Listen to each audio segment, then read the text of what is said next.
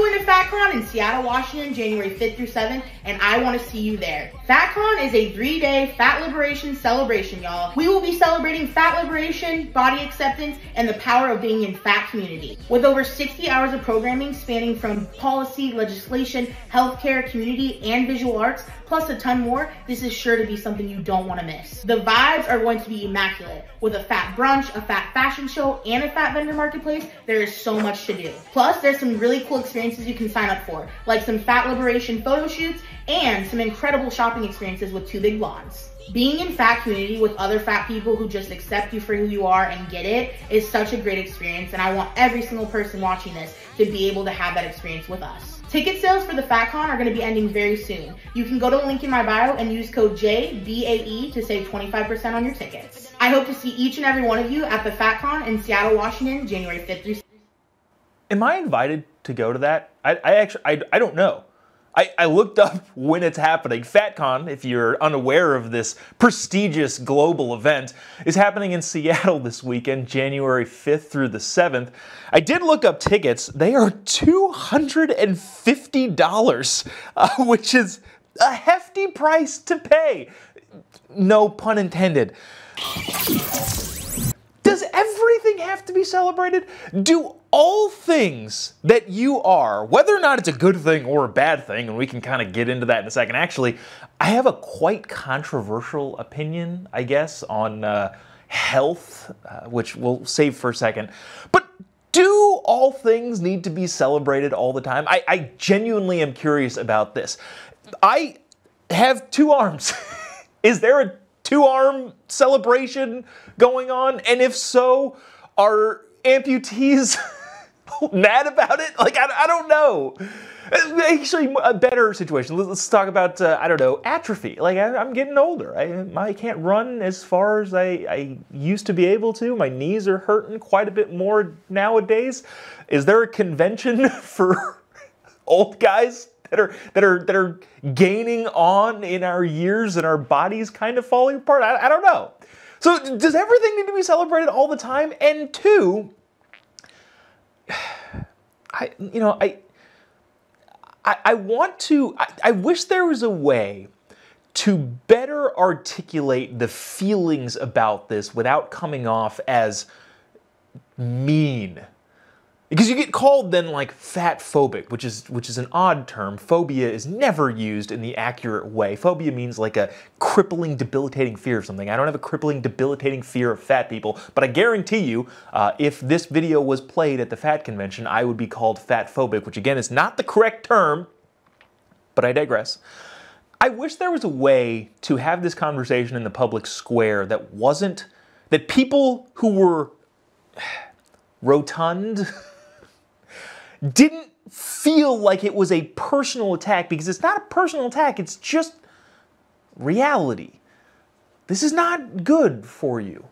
And I say that in, I don't know, as caring of terms as I can make it. You don't want to be this overweight. It's not good for your health. It's not good for your perception of yourself. It's just not good all the way around. And to celebrate something that is not good for you, objectively too. It's not like oh, I like pistachio ice cream. Well, the vanilla ice cream community is mad at you for liking pistachio ice cream. Like, that's an insignificant separation of 2 groups of people, the pistachio lovers and the vanilla lovers. No, this is not that. This is an objectively not good lifestyle for people to live, and therefore promoting it is not good for anybody. Now, that's not to say that I want people that are overweight to feel attacked constantly, but at the same time, there is some self-awareness that needs to be permeated to a group of people that thinks that everything is going to be fine with this attitude towards something that is objectively unhealthy, which I think brings this, I guess, controversial opinion. I've been told this is controversial. I don't actually think it is. To turn this sort of thing political, I guess, from a policy standpoint, the same types of people, and they don't overlap a lot, but I guarantee you there's quite a bit of overlap between the community that loves this sort of thing and the community that advocates for more progressive policies. Specifically, the Medicare for all, healthcare for everyone, single-payer healthcare. I would imagine there's quite a bit of overlap. The acceptance of whoever you are, whatever you do, regardless of whether or not it's objectively unhealthy, and we need to give everything to everyone all the time. I guarantee you there's quite a bit of overlap there. And the irony to that is that one cannot exist when the other is instituted. And what I mean by that is, if single-payer healthcare becomes a thing, it won't be immediate, it won't be right at the onset, it'll be a gradual thing.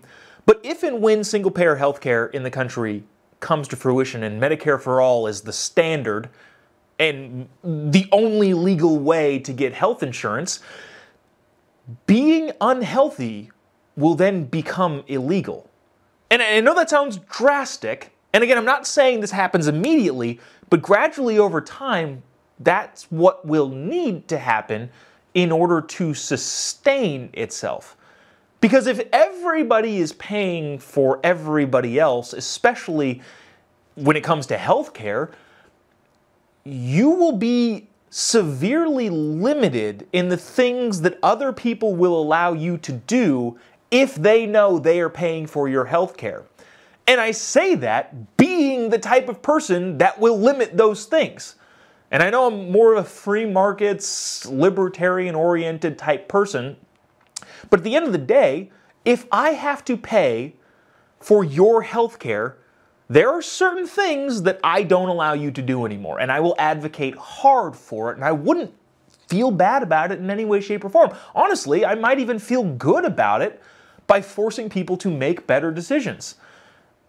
If I'm paying for your healthcare, I will be the first person in line slapping cigarettes out of people's hands, slapping Big Macs out of people's hands, requiring health checkups in which if you're overweight, you're put on some sort of, I don't know. Again, this sounds draconian and tyrannical, but what I mean to say is this is why I don't want single-payer healthcare to be a thing. And I realize we kind of went down a rabbit hole from FatCon to why we're advocating against single-payer healthcare, but I think it's all intertwined in a way.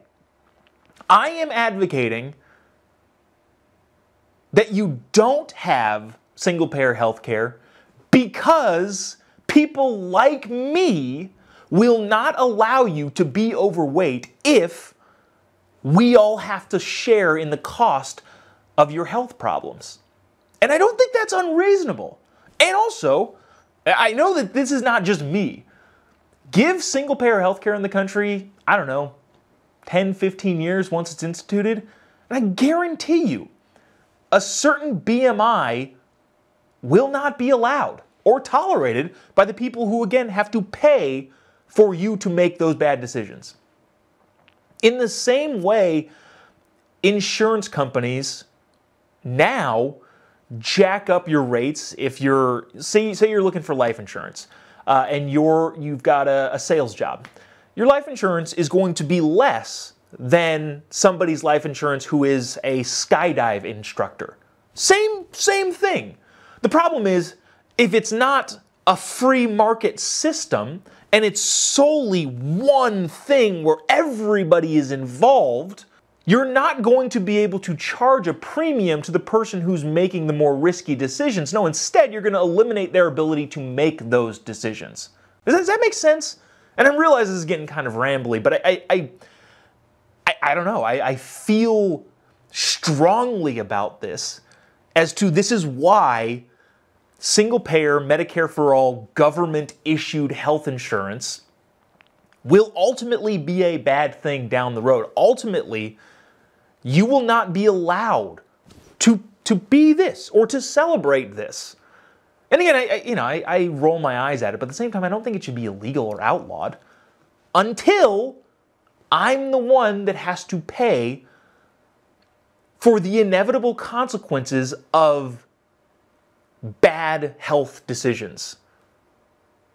Geez, then you can go down a rabbit hole in which I would be a strong proponent of, you know, what government mandated things do you need to get in order to be deemed as healthy? It's going to be a fascinating thing as it unfolds, because unfortunately, if we're being honest here, we're probably on the pathway to single-payer healthcare, and I don't know. I probably will live to see some pretty interesting policies get passed when everybody is paying for everybody else.